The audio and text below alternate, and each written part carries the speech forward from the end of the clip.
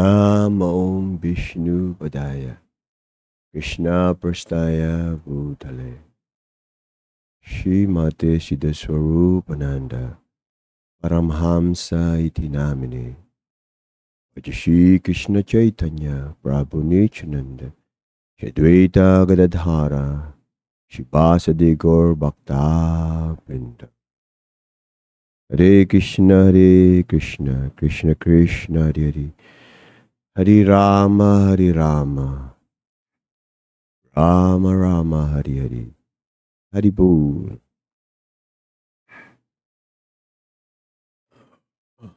Sa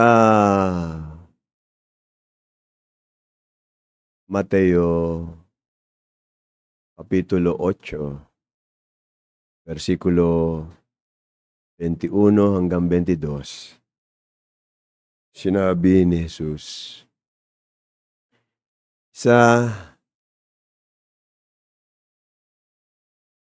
sinabi dun sa Bible na isa sa mga alagad ni Jesus ang nagsabi sa kanya, Panginoon, maaari po bang umuwi ako at ipalibing ang aking ama? Ngunit sabi sa kanya ni Jesus, sumunod ka sa akin. Ipaubaya mo sa mga patay ang paglilibing ng kanilang patay.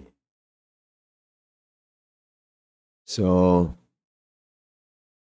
ang tao po,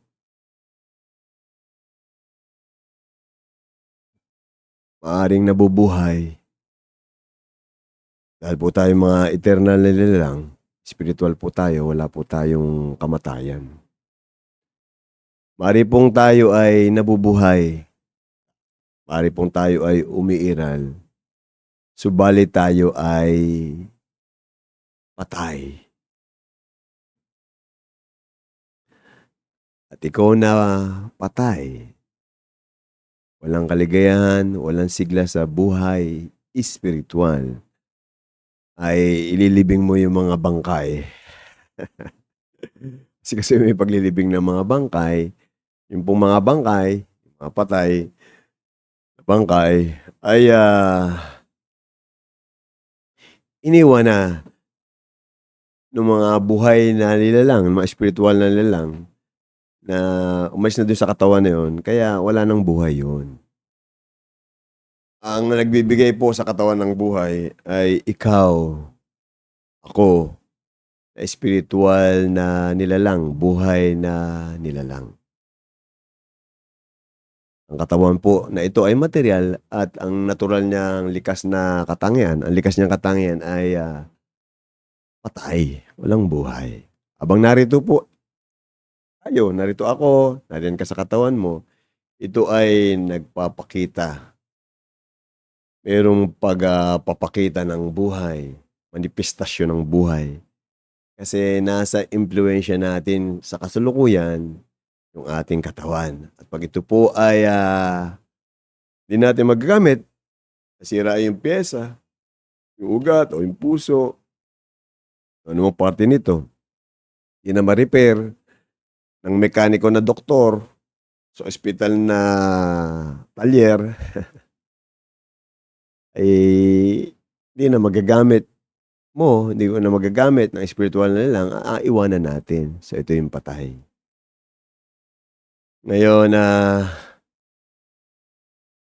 ikalawang patay nga po ay yung ako na narito sa katawan na to, buhay akong nilalang, umiiral akong nilalang, nagamit ko yung katawan ko, pero wala akong sigla, wala akong ligaya spiritual. Umiiral ako, nabubuhay ako, pero wala akong kabuhay-buhay. So sabi ni Jesus, sumunod ka sa akin. Kakabuhay ka. Kakabuhay ka. Kakabuhay spiritual ka sa akin. Sumunod ka sa akin. Babayaan mo na lang yung mga walang buhay spiritual.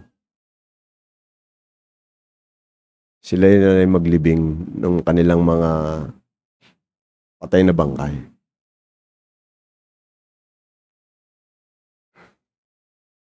So sa topic po na ito, nagpapatuloy po natin ang main topic natin na reliyon ay relasyon sa Diyos.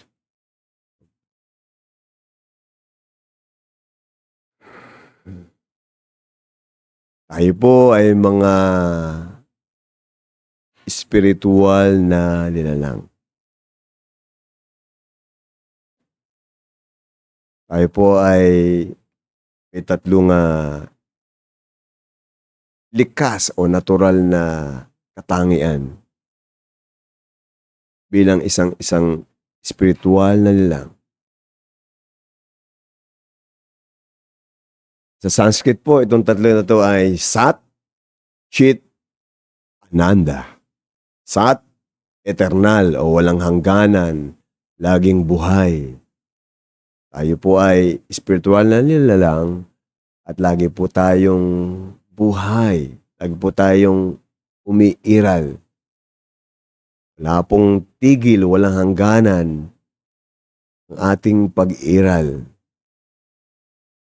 Yung buhay po ay natural nating katangian bilang isang spiritual na nilalang. Pag sinabing spiritual na nilalang, yan ay buhay, umiiral, laging iiral. Walang tigil sa pag-iral. Eternal po tayo. So tayo po ay Sat o eternal. O.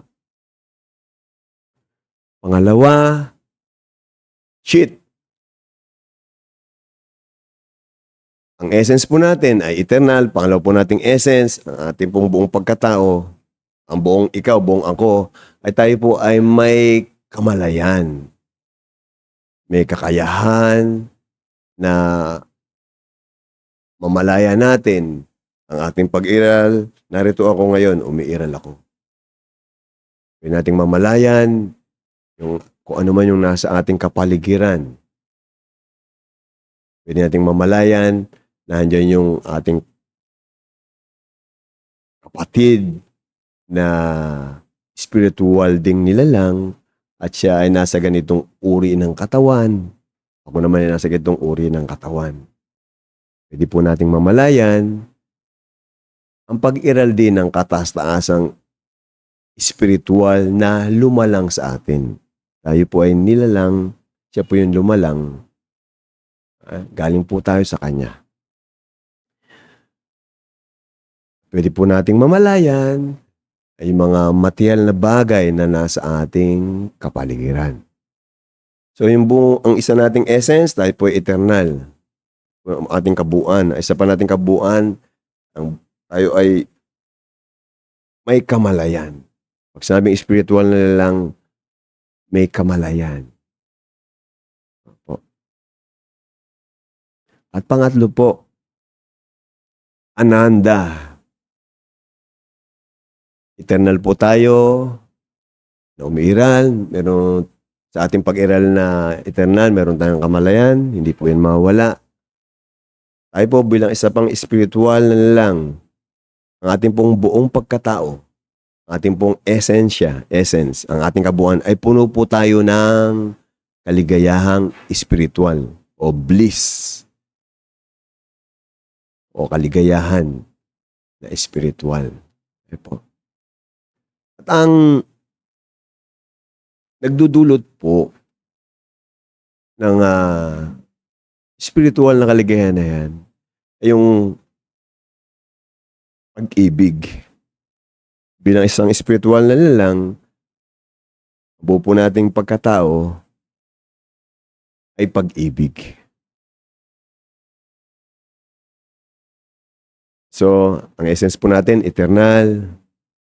Yan ang ating kabuuan. Pangalawa, nating kabuuan, tayo ay may kamalayan. Pangatlo, kabuuan natin pagkatao ay pag-ibig na siyang nagdudulot sa atin, nagreresulta sa ating pagkakaroon, pagdaranas ng spiritual na kaligayahan o ananda o bliss po. So,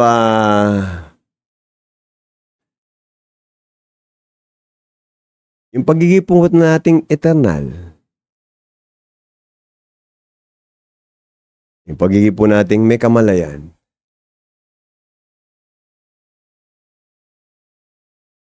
ang mensahe po niyan, yan po yung ating maunawaan, ang mensahe po niyan ay pagkakaroon ng kaligayahan. Eternal ka. May kamalayan ka. Ang haba-haba ng buhay mo at may kamalayan ka habang nabubuhay ka, umiiral ka. Ay naku, ayokong umiiral at namamalayan ko ay pagdurusa. Huwag na lang umiiral. Tapos nagdurusa. So, para po tayo ay magkaroon ng sigla, buhay, ligaya, ananda, para po natin matikman yan, ay kailangan po nating malasap yung pag-ibig. Spiritual na pag-ibig. Yung pong maunawaan natin na tayo ay walang hangganan. Patuloy tayo pong iiral. Yan po ay magdudulot sa atin ng kaligayahan.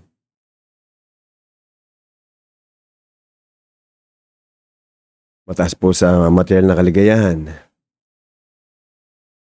Subalit hindi po yan sapat para lubusan tayo maging maligaya at kumpleto. Kailangan po natin matikman yung ananda o yung bliss na dulot ng spiritual na pag-ibig. Kung pagkakaroon po natin kamalayan, maating mamalayan na tayo eternal, spiritual, at mamalayan natin yung pag-iral ng ating mga kapatid na spiritual at pag-iral mismo ng Diyos. Mamalayan natin yung ating relations, ating kapwa at sa ating kataas-taasang Panginoon. Meron po yung ibibigay na kaligayahan. Yung kamalayan na yan, yung kaalaman na yan, karunungan na yan. Subalit, ganun pa rin po, hindi po yan sasapat para talaga tayong makumpleto. Kailan po na talaga nating matikman yung spiritual na pag-ibig. Yan po yung bugso ng ating pagkatao. Tayo po ay mapagmahal, mapag-alaga, mapagmalasakit ng mga spiritual na nilalang.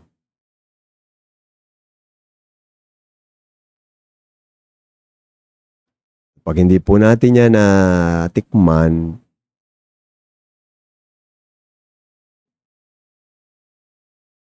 hindi po tayo lubos na makukumpleto sa ating pagkatao.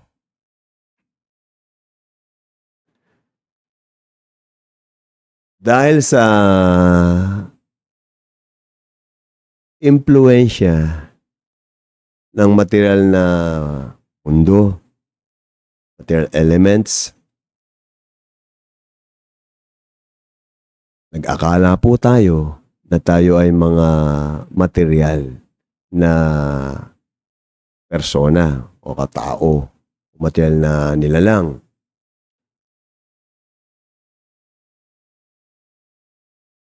At inisip po natin, nakala natin na tayo ay liligaya sa material na bagay. Pagpapakasaya, pagtatamasa, pag-enjoy ng mga material na bagay. Material na posisyon. Material na katanyagan.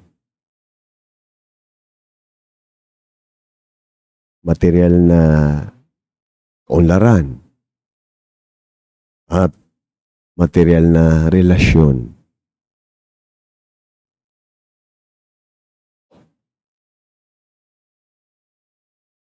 Kaso po, hindi po tayo material. So, napaka-importante na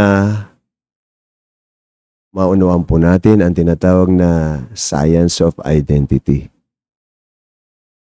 Ito po yung pundasyon na kaalaman tungo sa tunay na kaligayahan.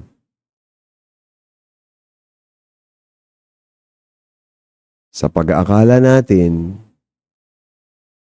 na tayo ay material, kumukonekta po tayo sa material.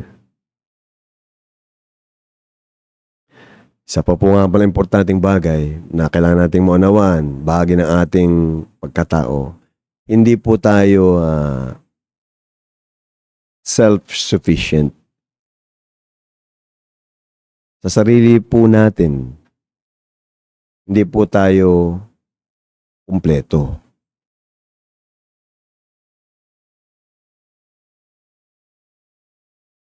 Hindi po tayo self-sufficient. Yung Panginoon pong Diyos ang self-sufficient. On our own, hindi po tayo kumpleto. Kailangan po nating kumonekta sa magpapakumpleto sa atin. Mabibigay sa atin ng kakumpletuhan ng kaganapan. Okay po. Ito po yung napaka-importanting punto na kailangan nating maunawaan. Hindi po tayo self-sufficient. Ngayon po, kapag nag-akala na tayo ay material, kumukonekta po tayo sa material. Merong pag-asa, umaasa tayo na tayo ay makukumpleto sa material. Ala kasi po natin tayo ay material. Pero dahil po tayo ay spiritual, ibang klaseng ang ating katangian sa material. Material patay, tayo buhay. Material pansamantala, temporary, tayo permanent, eternal. So pag pumiga po tayo ng kaligayahan, ng satisfaction, okay, sa material, ay hindi po tayo liligaya, mabibigo po tayo. So, sa punto po na ito, na gusto natin kumonekta, desire for union, paghahangad na magkaroon ng magkonekta. Yan po mapasok po yung relasyon. Okay po. Naghahanap po na tayo ng relasyon sa mundong ito na ang pinagbabasihan po naman ng ating relasyon ay yung katawan na ito.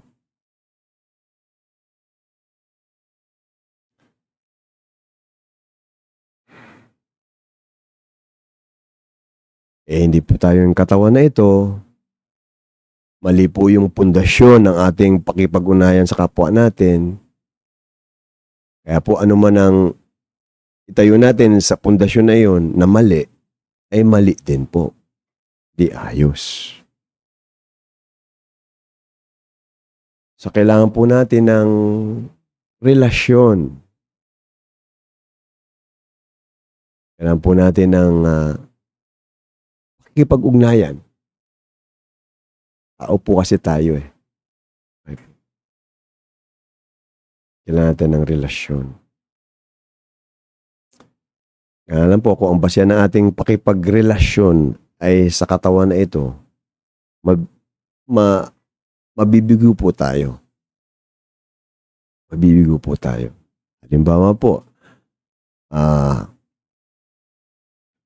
kung ay may lalaki ang katawan, ito yung babae yung katawan, so kung magkaroon ng connection sa kanya, pero ang basya ng connection sa kanya ay katawan. Diba ba? So, lahat po tayo ay naghahanap ng pag-ibig, ng pagmamahal. Dahil po ang pagkatao natin ay pag-ibig. So ang basya ng ating relasyon ay material na katawan, masisira at masira po yung katawan.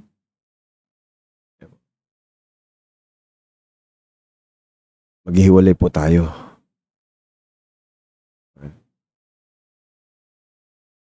Baka naghahanap po tayo ng perfecto na relasyon. At bahagi ng pagkakaroon ng perfectong relasyon ay tuloy-tuloy na relasyon. Matatapos po yung katawan, so napuputol yung relasyon. Isa pa po, yung ating pong karelasyon ay hindi talaga makakatugon sa ating paghahanap sa perpektong karelasyon. Marami po tayong imperfection. Ang hinahanap po natin ay perpektong relasyon.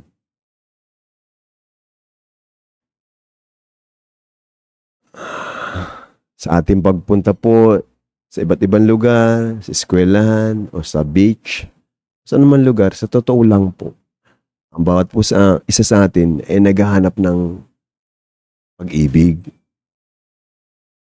Relasyon ng pag-ibig. Dahil po yun ang bugso ng ating pagkatao, umibig.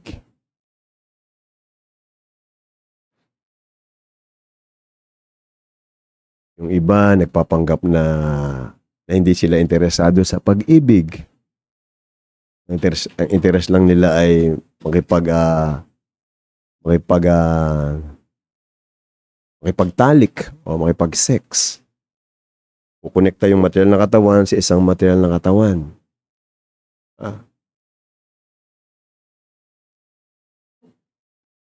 Dahil sa paghahanap ng union, connection. Kaya lang ang ginagamit na basihan ay yung material na katawan. So, hindi po yan magre-resulta sa kaganapan o satisfaction. So, nagpapanggap yung iba na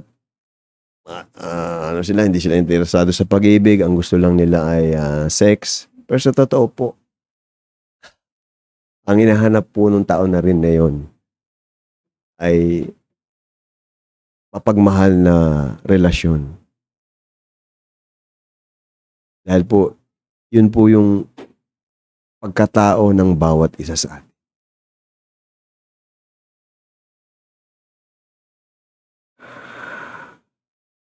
At yun lamang ang magbibigay sa atin ng kaganapan.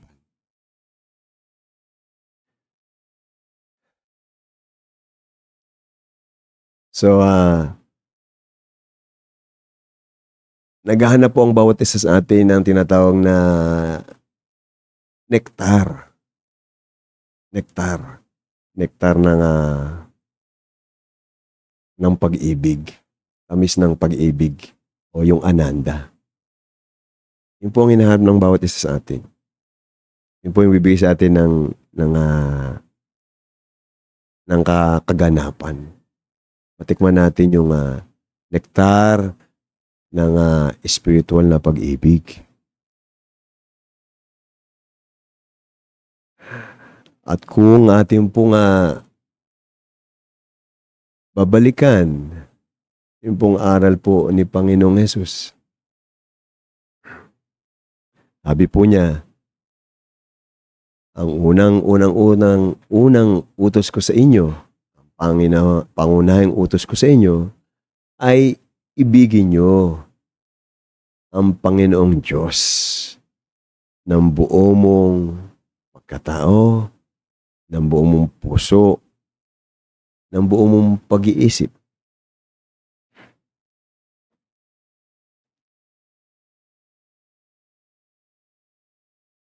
Binibigyan po niya tayo ng direksyon kung saan po tayo makakatagpo ng pag-ibig.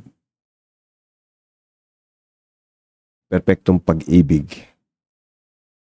Sinasabi po niya, ibigin mo, mahalin mo ng buong buo yung Panginoong Diyos. Dahil po, yun po yung natural nating kalagayan.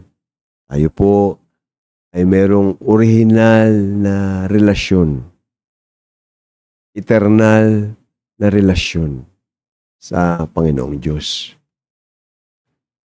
At yun talaga, yung relasyon na yun,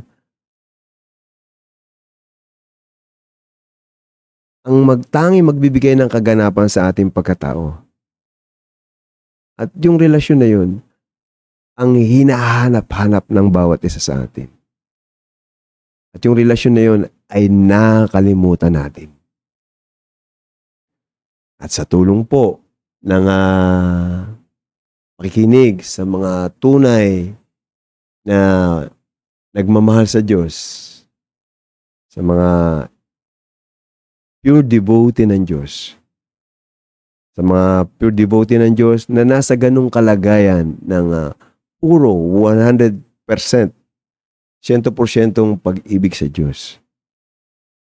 Sa impluensya po nila, madadala po nila tayo, ma-impluensya po nila tayo na magkaroon ng sigasig na pagyamanin ang ating mapagmahal na relasyon sa Diyos.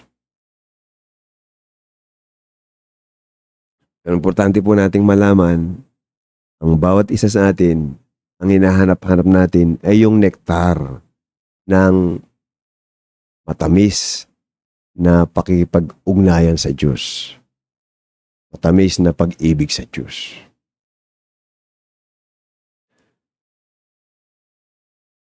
Ano po ito ay ating malinawan para po tayo ay hindi maging patay sa ating pag-iral. So, ang turo po, aral ni Jesus, mensahe ni Jesus ay mahalin mo ang Diyos. Panginoong Diyos, ng buong mong pagkatao, ng buo mong ikaw. Pag yan, yung pag-ibig na yan, na pinakamahalaga sa iyong pagkatao, ay hindi mo itunoon sa Diyos. Itutuon mo yan sa hindi Diyos. At ang resulta nun ay siguradong sigurado po, kabiguan, kalungkutan, mapait na experience. Mas mapait pa sa ampalaya. Mahabang pait. Aray. Diba? Aroy. So, yun po ang mensahe ni Panginoong Jesus. Yun ang unang utos niya.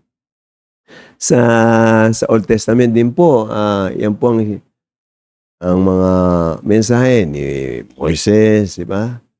Sa 10 utos, yan po yung pinakauna. Yun din po sa Bhagavad Gita, sabi po na yung Panginoong Krishna, the Supreme Person, Lord Krishna, love me, just surrender unto me. Yun ang unang mong gawin. Kumulekta tayo sa Diyos sa pamagitan ng mapagmahal na relasyon sa Diyos. Ngayon po, nung dumating po si Panginoong Chaitanya, mga ano lang po ito mga sobra lang ng konti sa 500 taong nakaraan. Bumaba po rito si Panginoong Lord Chaitanya. Si Panginoong Jesus Cristo more than 2,000 years ago. Si Panginoong Krishna more than 5,000 years ago. Si Lord Chaitanya a little more than 500 years ago. Si Lord Chaitanya po ay siya mismo si Lord Krishna. Bumaba rito siya bilang Krishna Chaitanya. Hindi bilang Panginoong Diyos, katastasan, kundi bilang pure devotee ng Panginoong Diyos. Bumaba ang Panginoong Diyos dito, hindi bilang Panginoon, kundi bilang devotee ng Panginoon sa katauhan po ni Lord Chaitanya. Para po, gayahin po natin siya. Hilig po tayo manggaya. So yung mismong Diyos, alam niya yung ating tendency na yun. Siya rito bilang pure devotee ng Diyos para gayahin natin.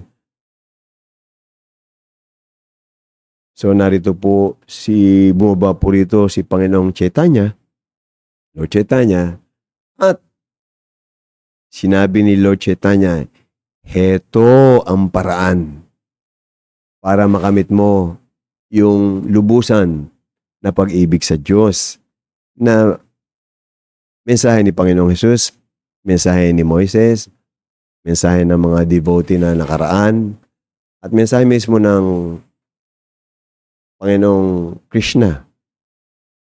Bumaba siya rito more than 5,000 years ago. Sabi ni Lord Chaitanya, ito yung paraan para makamit mo yung pag-ibig sa Diyos. Sa pamamagitan ng pakikinig, regular na pakikinig at pagsambit ng mga banal na pangalan ng Diyos. Ng mga espiritual na pangalan ng Diyos. Ito po mga pangalan ng Diyos ay hindi po ito material. Ito po ay spiritual. Lubos pong makapangyarihan ng Diyos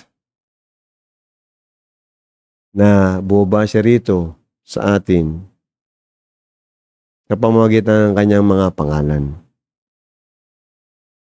Para po madali po natin siyang makapiling at para po sa pamamagitan ng ating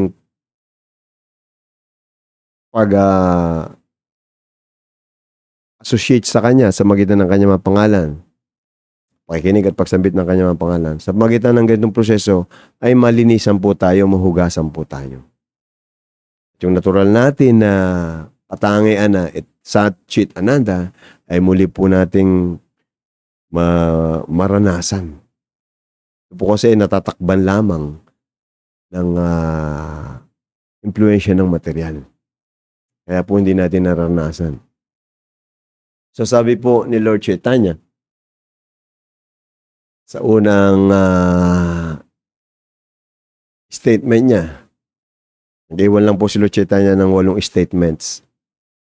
Okay? Sa unang statement po niya, sabi po niya, "Oh glories to the congregational hearing and chanting of the holy names of God, which cleanses the heart of all the dust accumulated for years together. It extinguishes the fire of conditional life of repeated birth and death."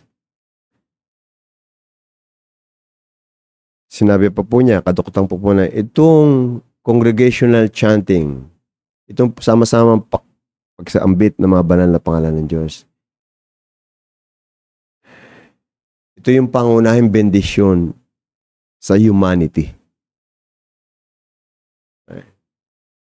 Ito rin po ang life of transcendental knowledge. It is the life of all transcendental knowledge. It increases the ocean of transcendental bliss, and it enables us to fully taste the nectar for which we are always anxious. Dahil nga po, sa tulong ng proseso na ito, mahugasan po yung tumatakip sa atin na impluensyang material. Yung natural nating katangiang espiritual ay muli nating mararanasan. Hindi naman po nawawala yung ating spiritual na katangian na Sat Chit Ananda. So, sa pamamagitan ng proseso na ito, it is the life of all transcendental knowledge. Yung natural nating spiritual consciousness, spiritual knowledge, wisdom, ay maranasan po natin, matitikman po natin, experience po natin. Makinig man tayo sa mga aral ng mga tunay na spiritual teacher. Magbasa man tayo sa mga aral na nasa tunay na banal na kasulatan. kung mananatili na nakatakip sa atin ang impluwensya ng materyal, hindi po natin mapapasok yung mundo nung kaalaman na yun.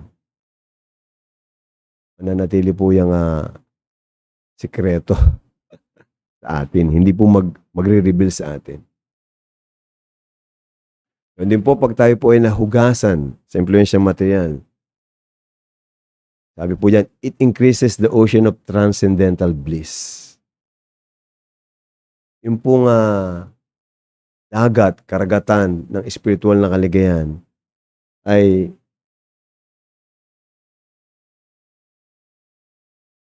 unti-unti nitong ipatitikim sa atin. Andiyan na po sa ating pagkatao yung pag-ibig. Andito na sa pagkatao natin yung spiritual na kaligayahan. Andiyan na po sa pagkatao natin yung pagtikim sa nektar ng pag-ibig. Subalit dahil natatakban ng impluwensyang materyal, hindi natin natitikman. So kung palagi po natin gagawin ang proseso na 'to, gagawin po natin ang mga rules and regulation na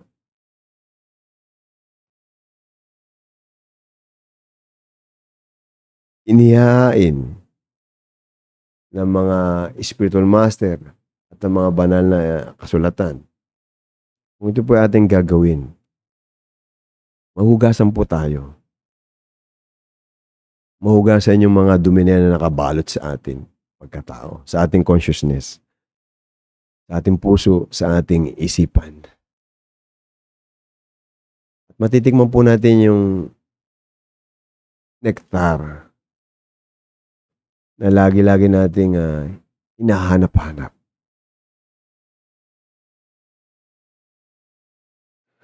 So, ito po yung paraan para matikman natin yung hinahanap-hanap natin na kaligayahan. Ito yung paraan at yan mismo, yung mga banal na pangalan na yan ay punong-puno yan po ng kaligayahan, ng pagmamahal, ng karunungan at ng kawalang hangganan. Kailangan po na lamang natin dikit yung ating kamalayan, yung ating atensyon sa mga transcendental sounds na ito na eternal, may spiritual na kamalayan, mayroong spiritual na pag-ibig at kaligayahan. Kailangan lang po natin idikit yung ating kamalayan, ang ating pagkatao, yung ating tenga, yung ating atensyon. At hayaan natin na yan mga transcendental na sounds na yan, ang luminis sa ating puso't isipan, sa ating kamalayan. Kailangan po nating lamang gawin ito. At yung atensyon natin, ituon natin dito. Yung kamalayan natin, ituon natin dito. At malilinisan po tayo. Manunumbalik po yung natural nating tayo. May spiritual na karunungan, spiritual na kaligayahan, spiritual na pagmamahal, spiritual na vision. Andyan lang po yan sa ating pagkatao. Natatabunan lang po, natatakpan lamang po. At ang pangalis lamang po, itong mga transcendental sounds. Ito yung pangunahing pangalis. Ito yung nire-recommendang pangalis, panlinis sa panahon na ito. Ang nagrekomenda dito, ang mismong Supreme Doctor. Ang nagreseta nito ay ang mismong Supreme Doctor, the Supreme Person. So gawin lamang po natin yung prescription, yung reseta ng mismong Diyos. Ay po. At ang nagdala po nito ay mismong Diyos din sa katauhan ni Panginoong Lord Chaitanya. So wag na po tayong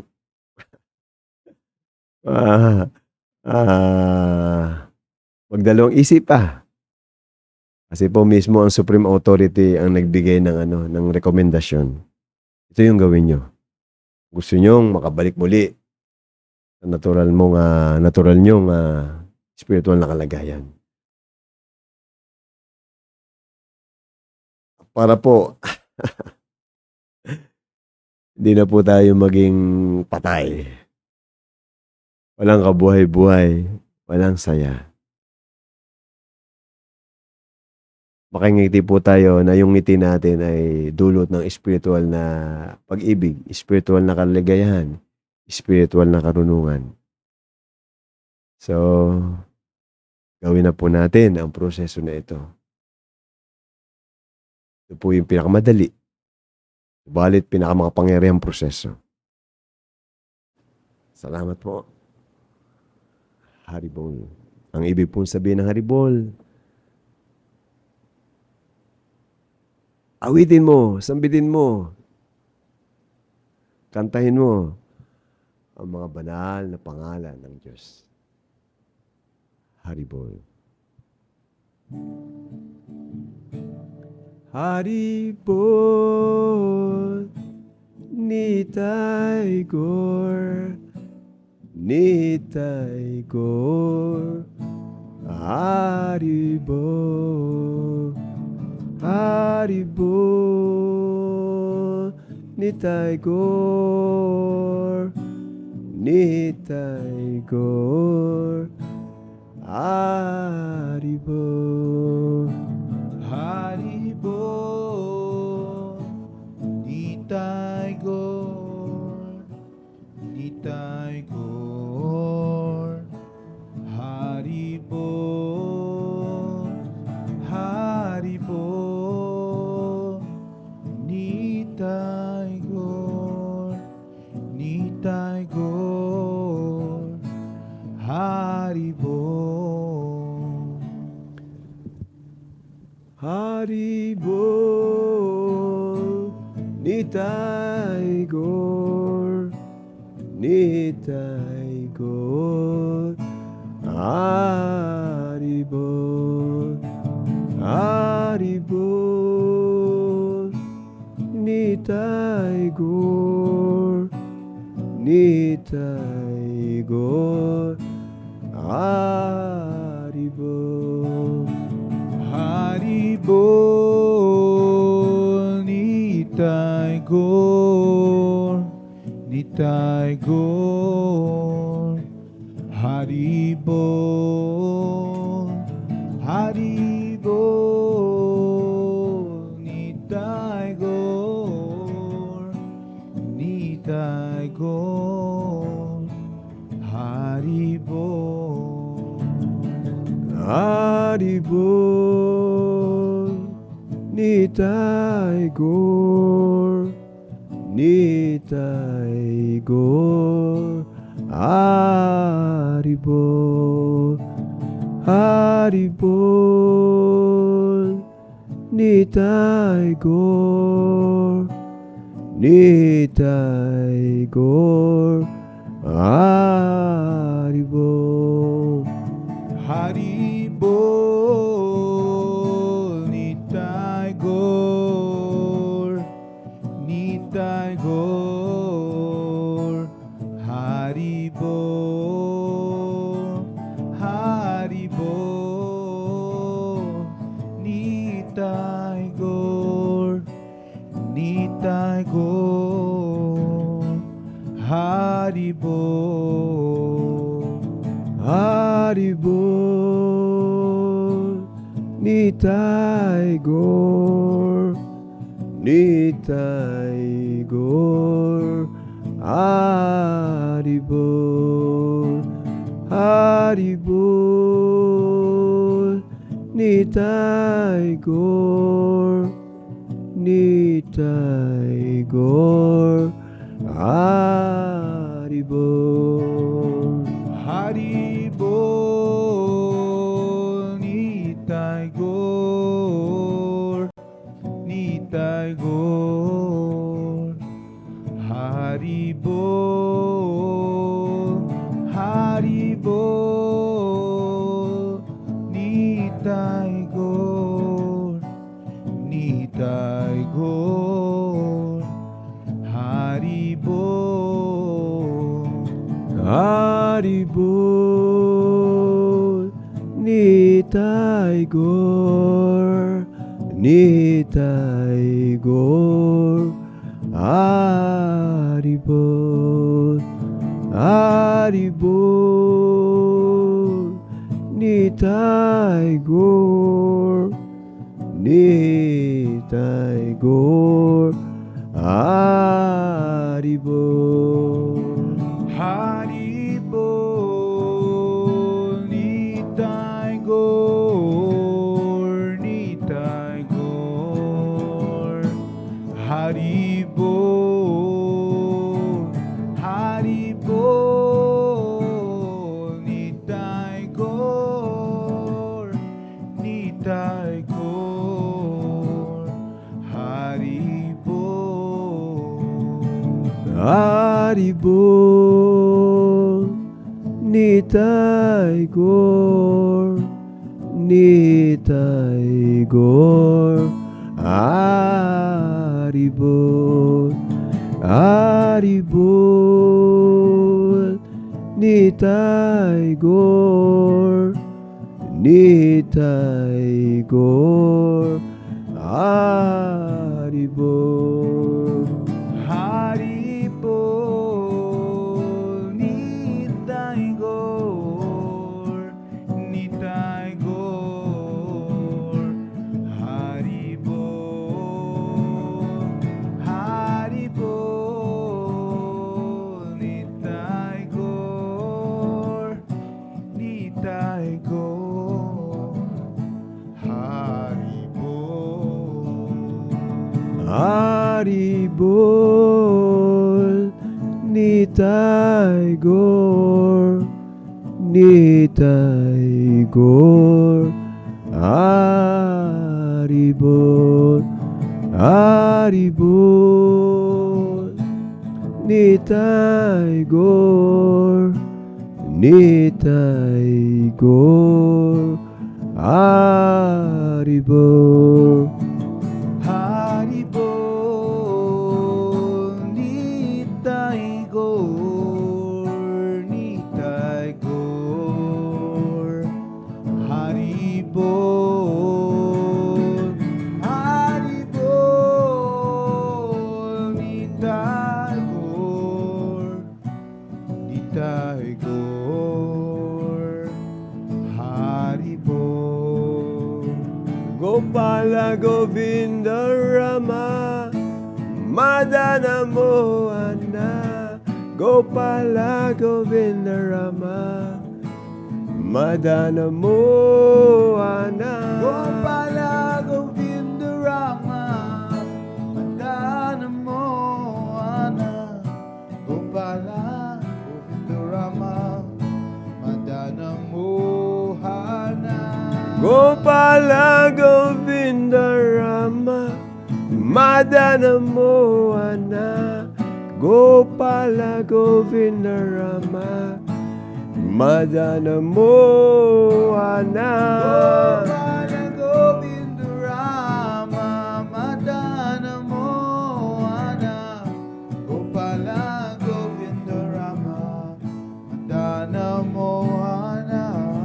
Gopala Govinda Rama Madana Mohana Gopala Govinda Rama Madana Mohana Gopala Govinda Rama, Madana Mohana. Gopala Govinda Rama, Madana Mohana. Gopala Govinda Rama Madana Mohana Gopala Govinda Rama Madana Mohana Gopala Govinda Rama, Madana Mohana. Gopala Govinda Rama, Madana Mohana. Gopala Govinda Rama Madana Mohana Gopala Govinda Rama Madana Mohana Gopala Govinda Rama, Madana Mohana.